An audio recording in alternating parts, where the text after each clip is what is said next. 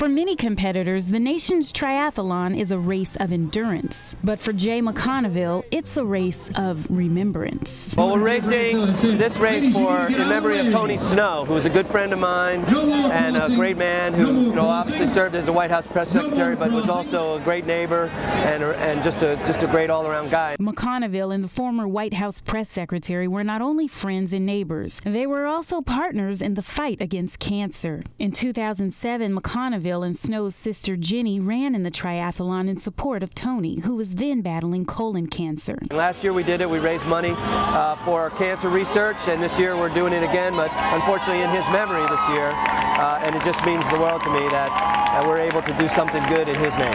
When Snow lost his battle this past July, McConville knew he had to continue his mission. I set up a webpage last year with Tony's sister called pledgepage.org. It's an organization that lets you put up a webpage to do your race. And all I did was send out one email, and I have had over 70 people go on that site and contribute some $500,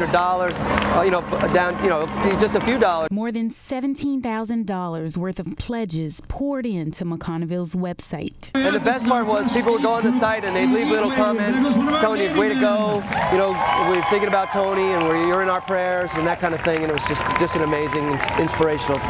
McConville, a former Army man who's previously competed in the Ironman triathlon, has the endurance, but he says it's the inspiration from his dear friend that will ultimately lead him to the finish line. I thought about him a lot, especially on the run. I said, give me strength.